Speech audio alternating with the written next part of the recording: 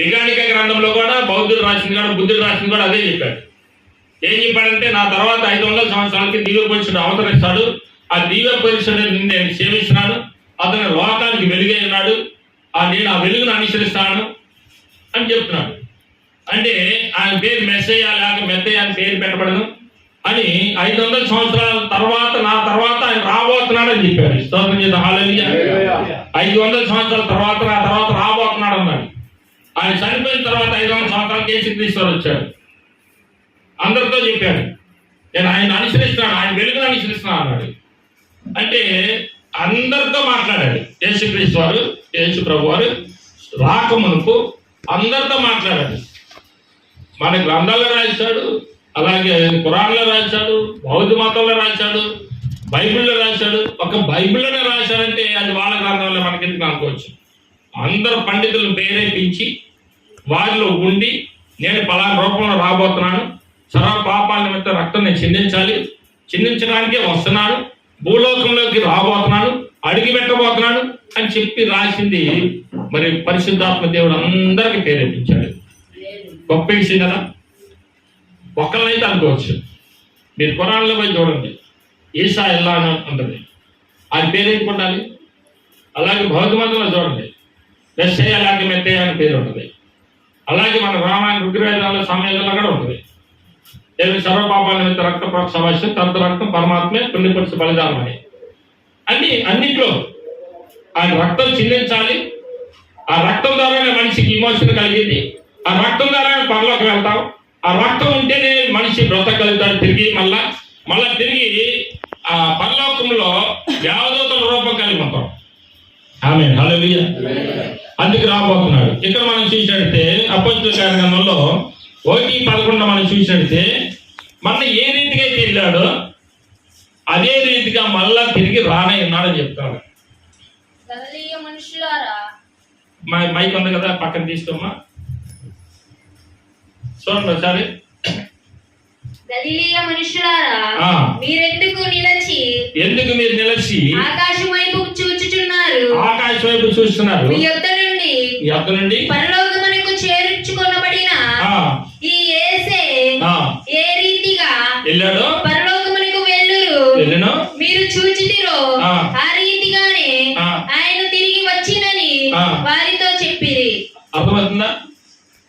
అంటే యేసుక్రీస్తు వారు తిరిగి సమాధిలో నుంచి 3వ దినం లేచిన తర్వాత 40 రోజులు భూలోకంలో తిరిగాడు, అందరికి కనపడ్డాడు, అందరితో మాట్లాడాడు, అందరితో భోజనం చేశాడు, అందరితో ఉన్నాడు. బ్రతికిన తర్వాత చచ్చిన వాడు బ్రతికి 40 రోజులు భూలోకంలో తిరిగి అందరితో భోజనం చేసి అందరి పక్కన తిరిగి ప్రజలందరికీ కనపడి ఇశ్రాయేలు యొక్క ప్రజలు 100 మంది చూస్తుండగా మేఘాలు వచ్చి తీసుకొని వెళ్ళిపోయాయి. 40 రోజుల తర్వాత తీసుకొని వెళ్తున్న సమయంలో వీళ్ళందరూ ఎదురు చూస్తున్నారు. 100 మంది పైకి వెళ్తా ఉంటే ఎదురు చూస్తా ఉన్నారు, అయ్యా నువ్వు వెళ్తున్నావా అని.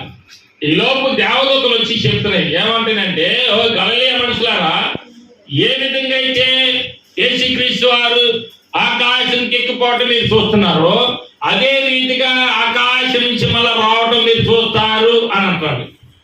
అది తెస్సలోనికీయులో మనకి వివరంగా రాస్తాడు 4వ అధ్యాయము 15వ వచనంలో. ఏమని రాస్తాడంటే ఆర్భాటముతోను మహామహిమతోను బోర శబ్దంతోను ఆర్భాటముతోను మహామహిమతోను ప్రధాన దూత శబ్దంతోను దేవుని బోరతోను పరలోకం నుండి ప్రభువు దిగి వచ్చును. ఇది అర్థమైందా? ఇప్పుడు దేవదూతలు చెప్పింది రేపు నిజం అవుతుందా లేదా? దేవదూతలు ఏం చెప్పాయి? గలిలయ మనుషులారా, యేసుక్రీస్తు వారు ఏ విధంగా అయితే ఆకాశంకి ఎక్కిపోతున్నాడో అది మీరు చూస్తున్నారు.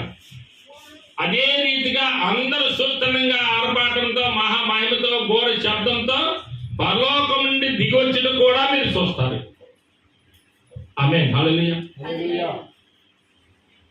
అది చెప్తాడు ఇక్కడ. అంటే ఎందుకు వస్తున్నాడు అనే దాని గురించి మనం మాట్లాడుకుంటాం. మొదటిసారి ఎందుకు వచ్చాడు అంటే మానవ జాతి రక్షణ కొరకై, మానవ జాతి పరలోకం ఎత్తడానికి, మానవులను రక్షించి పరలోకంలో ఉంచడానికి. మానవుడికి ఈ లోకము శాశ్వతము కాదు, మానవుడికి ఈ లోకము కాదు. ప్రసంగికుడు చెప్పినట్టుగా ఇది వ్యర్థము వ్యర్థము సమస్తమును వ్యర్థమే.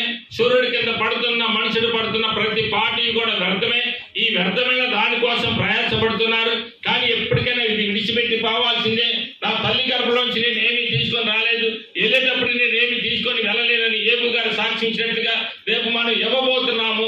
అందుకని ప్రయాసపడుతున్న ప్రతి ఒక్కరికి ఒక హెచ్చరికగా చెబుతున్నాడు ఈ మాటలు. ఆమేన్, హల్లెలూయా. ఇప్పుడు పెద్దవారు బాగా వృద్ధులై చనిపోయేటప్పుడు ప్రాణం కొట్టుకుంటా ఉంటుంది. ఎందుకని అంటే వాళ్ళ మైండ్ అంతా ఇక్కడే ఉండదంట. బైబిల్ అని అంటాడు, నీ ధనం ఎక్కడ ఉందో నీ మనసు అక్కడే ఉంటుందంట. కొట్టుకుంటుంది. ఇంకా నీ ధనం ఎక్కడ ఉందో, ఎక్కడ ఉండదో నీ ధనమో అక్కడే నీ మైండ్ ఉంటుంది. అందుకని ఏం చేస్తాం మనం, అరే నాయనమ్మ నీ మీద ఆశ పెట్టుకోవడం ఎవరా అని మనవడని తీసుకొచ్చేసి కొద్దిగా తులసి నీళ్ళు పోపిస్తారు గొంతులు. పాప ఆయన కొట్టుకుంటా. ఇంకా అరే దీని మీద పొలం మీద అనుకుంటాను మట్టి తీసుకొచ్చేసి నీళ్ళ కలిపి ఆ పొలం మట్టి పోతారు. అప్పటికి చావదు. అలాగే ఇంటి మీద ఉందని చూడండి అని చెప్పేసి ఇంటి మట్టి తీసుకొచ్చేసి నోట్లో పోతారు. అప్పటికి చావదు. లేకపోతే వాళ్ళు పోసి వీళ్ళు పోసి వాళ్ళు పోసి నీళ్ళు పోసి తులసి నీళ్ళు ఇవి పోసి చంపేస్తారు. పాపం బతికితే ఇంకో సంవత్సరం బతకొచ్చేమో. కానీ ఏం చేస్తారంటే ఏదో రోజు బ్రతికితామని చూస్తారు. ఆ బ్రతికితామని చూడరు. పాపం ప్రాణం కొట్టుకుంటుందా పాపం ఎవరి మీద ఉందా అనుకుంటారు. అలాగే ఇక్కడ ఏమంటాడంటే నీ ధనం ఎక్కడ ఉంటుందో నీ మనసు అక్కడ ఉంటుంది. అందుకని లోకం మీద నీ ధనం పెట్టుకోకు, నీ ఆశ పెట్టుకోకు, నీ ఆత్మను పెట్టుకోకు. నీ ఆశలన్నీ కూడా పరలోకం మీద ఉండాలి. మన ఆలోచన, మన తలంపులు, మన క్రియలు మొత్తం సమస్తము కనపడదు ఉంటుంది మనకి. నిన్న యూట్యూబ్లో పెట్టినట్టున్నాడు, యూట్యూబ్లో పెట్టాడు, ఇక్కడ పెట్టాను అనుకుంటాను. అక్కడ పరలోకం అంటే ఒక గ్రహం మీదకి వెళ్ళి ఆ వీడియోలు తీస్తా ఉంటే పరలోకం కనపడింది వాళ్ళకి. దాన్ని యూట్యూబ్లో పెట్టాడు మొత్తం. ఇలా పరలోకంలో ఇలాగుంది అని చెప్పేసి ఆ కుర్చీ, ఆ చైర్స్, ఆమేన్, హల్లెలూయా. అలాగే యేసు ఏ రీతిగా అయితే వెళ్ళాడో అదే రీతిగా రేపు రాబోతున్నాడని దేవదూతలు వచ్చి మధ్యాకాశంలోకి వచ్చి చెప్తా ఉన్నాయి. యేసు ఎలాగైతే వెళ్ళాడో అలాగే రేపు రాబోతున్నాడు అని. ఇంకెందుకంటే మనకు కావాల్సిన సాక్ష్యాలు ఏంటి, ఎందుకు రాబోతున్నాడు, ఎందుకు రెండోసారి రాబోతున్నాడు అనేది మనకి క్లియర్గా మనకి ఇక్కడ వివరిస్తున్నాడు. రెండోసారి వస్తున్నాడు, ఖచ్చితంగా వస్తాడు. వస్తాడా రాడా నమ్మకం చెప్పండి. వస్తాడు కదా, వస్తాడని నమ్మకం ఉంది కదా. ఆ మత్తయి సువార్తలో 24వ అధ్యాయంలో 27వ వచనంలో ఇక్కడ క్లియర్గా చెప్తాడు. అక్కడ మధ్యాకాశంలోకి యేసుక్రీస్తు వారు ఎలా రాబోతున్నాడో వివరిస్తాడు.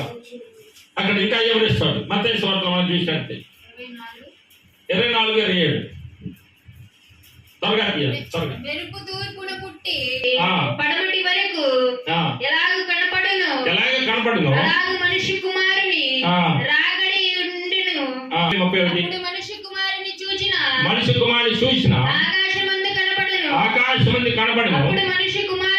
అప్పుడు మనిషి కుమారుడు ప్రభావముతో మహామహిమతో ఆకాశ మేఘాదుడే వచ్చుట చూసి భూమి మీద ఉన్న సకల జనులు వారు రొమ్ము కొట్టుకునే రోజులు రాబోతున్నాయి. స్తోత్రం చేద్దామా. ఇప్పుడు ఎందుకు రాబోతున్నాడు ఇంకా క్లియర్గా ఇక్కడ ఇచ్చాడు మత్తయి సువార్తలో. అంటే రెండోసారి రాకడ ఇది కదా.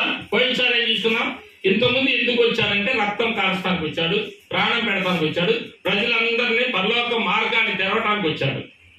ఇప్పుడు